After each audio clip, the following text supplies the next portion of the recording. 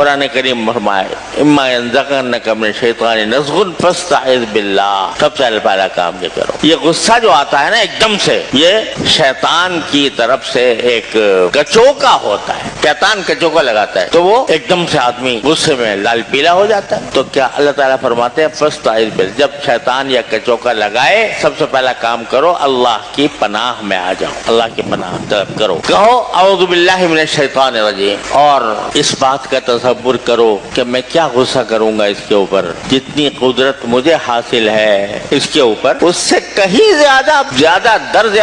زیادہ قدرت میرے پروردگار کو مجھ پر حاصل، وہ اگر غصہ کرنے لگے تو ہمارا کیا ٹھکانہ ہو۔ اسی کو فرمایا نبی کریم صلی اللہ علیہ وسلم نے، غلام کو مار رہے ہیں ایک صاحب اور غلام کی پٹائی کر رہے ہیں، سرکار دو عالم صلی اللہ علیہ وسلم دیکھتے ہیں تو فرماتے ہیں للہ اقدر علیک، یاد رکھو جتنی قدرت تمہیں اس غلام پر حاصل ہے، جتنا قابو تمہیں اس غلام پر حاصل ہے، اس سے زیادہ قدرت اور قابو اللہ کو ہے تمہارے اوپر۔ اس قدرت کے باوجود اللہ تبارک و تعالیٰ تمہیں کوئی عذاب میں مبتلا نہیں کر رہے، تمہیں رزق دے رہے ہیں، تمہیں کھانا دے رہے ہیں، تمہاری ضروریات پوری کر رہے ہیں، تمہاری پرورش کر رہے ہیں۔ تو اللہ کے بندے، ایک بندے کے اوپر اگر غصہ آ رہا ہے تو اس کو روکو، ختم کرو اس کو۔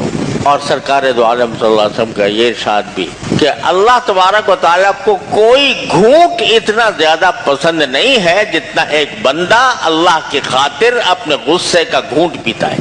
اب بولو بھائی، اگر اس غصے پہ عمل کرو گے، غصے پر عمل کرو گے تو شیطان خوش ہوگا، اور اگر اس غصے کو روکو گے تو اللہ خوش ہوگا۔ وہ گھونٹ اگر پی لیا غصے کا تو اللہ جل جلالہ فرماتے ہیں کہ ہمیں تیرا یہ گھونٹ سب سے زیادہ پسند ہے، تو چاہے زمزم پیے چاہے کوئی اور پانی پیے، اس کا گھونٹ، اس سے گھونٹ سے زیادہ مجھے پسند ہے اس بات کا کہ تو غصے کا گھونٹ پی لے۔ تو مگر کیسے پیے گا؟ صبر کی ضرورت ہے کہ اپنے نفس کو، دل چاہ رہا ہے کہ میں دوسرے کا منہ توڑ دوں، دوسرے کے اوپر ہاتھ اٹھا دوں، دوسرے کے اوپر کو برا بھلا کہہ دوں، جتنا برا بھلا کہہ سکتا ہوں کہہ دوں، مگر باغ ڈال کر روک لیا اس کو، اس سرکش گھوڑے کو باغ ڈال کر روک لیا۔ یہ صبر، اور اسی صبر کے ذریعے پھر جنت کے وعدے۔ سرکار دو عالم صلی اللہ علیہ وسلم فرماتے ہیں کہ میں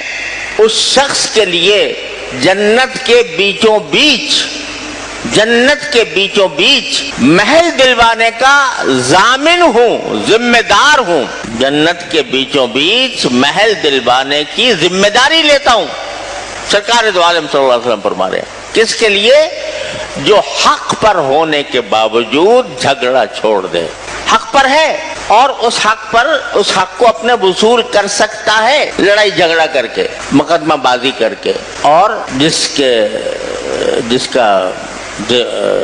جس کے اوپر حق واجب ہے اس پر حملہ کر کے، اس پر غصہ کر کے، اس پر گنڈے چڑھا کر کسی طرح بھی اپنا حق وصول کر سکتا ہے، لیکن یہ چھوڑتا ہے یار، جھگڑا ہوگا اور فتنہ پھیلے گا، وقت خرچ ہوگا، تو میں کیا ہے دنیا، جائیداد ہی تو ہے نا، یہ جائیداد بھی تو وہاں جا کے پتہ لگے گا کہ یہ کھلونے کی طرح تھی، وما الحیات الدنیا الا متاع الغرور۔ تو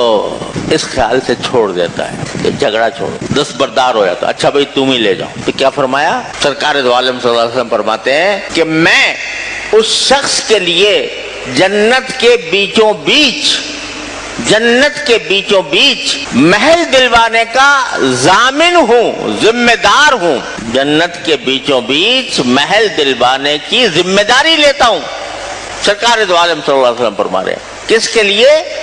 جو حق پر ہونے کے باوجود جھگڑا چھوڑ دے۔